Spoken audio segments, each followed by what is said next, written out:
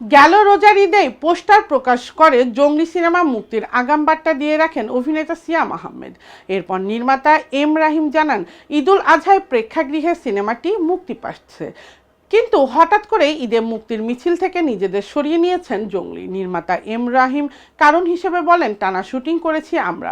একই সঙ্গে ভারতে চলছিল ছবির পোস্ট প্রোডাকশনের কাজ। শুটিংয়ের পাশাপাশি ডাবিংও চলেছিল ঢাকায়।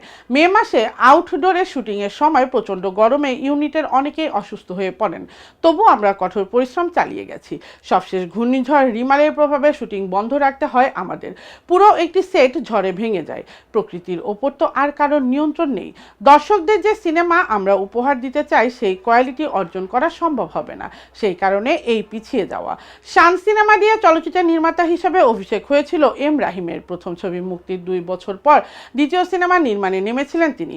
মুক্তির জন্য ঈদের মতো বড় উৎসবকে বেছে নিয়েছিলেন। জঙ্গলি সিনেমার মূল ভূমিকায় অভিনয় করছেন সিয়াম আহমেদ। সিয়ামের বিপরীতে রয়েছেন শবনম বুবলী। আরও আছেন দিলারা জামান, শহীদুজ্জামান সেলিম, রাশেদ মামুন অপু, সোহেল খান, ইরফান মৃধা, শিবলু। ছবিটির 4টি গানের সুর ও সঙ্গীত করেছেন প্রিন্স মাহমুদ। ভোট দিতে গিয়েও তৎপর টালিউড অভিনেত্রী মিমি চক্রবর্তী। মানুষের পাশে দাঁড়াতে হলে যে রাজনীতির রং বা কোনো দলের সন্নিধনের প্রয়োজন হয় না, সেই প্রমাণ বরাবরই রেখেছেন অভিনেত্রী। লোকসভা ভোটের আগে তৃণমূলের সদস্য সংসদ পদ থেকে ইস্তফা দিয়ে রাজনীতির বৈরাগ্য ঘোষণা করেছেন মিমি। এবার ভোট কেন্দ্র দায়িত্ববান মিমি চক্রবর্তীকে দেখা গেল। আনন্দবাজার অনলাইনের খবরে বলা হয়েছে, মিমি ভোট দিতে কসবার সারদা একাডেমিতে উপস্থিত হয়েছিলেন। সেখানে যথারীতি লম্বা লাইনের শেষে এক বৃদ্ধ দাঁড়িয়ে। বেশিক্ষণ দাঁড়িয়ে থাকা তার পক্ষে কষ্টকর। তাকে দেখে মিমি বুঝেছিলেন। সঙ্গে সঙ্গে কর্তব্যরত ইন্সপেক্টরকে ডাকেন তিনি। অনুরোধ জানিয়ে বলেন, স্যার একটু এদিকে আসুন, এখানে একজন বয়স্ক মানুষ দাঁড়িয়ে, তাকে সামনে নিয়ে যান। শুধু বলেই ক্ষান্ত হয়নি, নিজে তাকে জড়িয়ে ধরে এগিয়ে নেন কিছুটা। বৃদ্ধর ভাতিজা সামনে এলে মিমি তাকে তার চাচার সঙ্গে থাকার অনুরোধ জানান। অভিনেত্রীর হস্তক্ষেপ এর দিন বৃদ্ধকে আর কষ্ট করে লাইনে দাঁড়াতে হয়নি। তিনি সবার আগে ভোট দেওয়ার সুযোগ পান। বিষয়টি ভাইরাল হয়, প্রশংসিত হয় তার মানবিকতা। প্রিয়তমা সিনেমার মাধ্যমে সাকিব খান ও কলকাতার অভিনেত্রী ইধিকা পাল জুটি বেঁধে অভিনয় করে দর্শকদের প্রশংসা পেয়েছিলেন। এই ছবি দিয়েই ইধিকার বড় পর্দায় ক্যারিয়ারের শুরু হয়েছিল। এরপর দুজনেই ব্যস্ত, তবে আলাদাভাবে।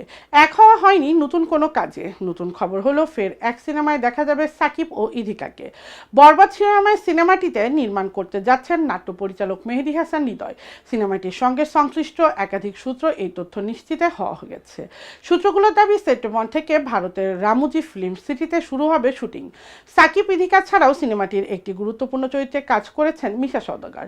সিনেমাটির সঙ্গে সংশ্লিষ্টরা এখনই আনুষ্ঠানিক কোনো বক্তব্য দিতে রাজি না হলেও জানা গেছে সিনেমাটির অন্যতম প্রযোজক মাস্টার কমিউনিকেশন।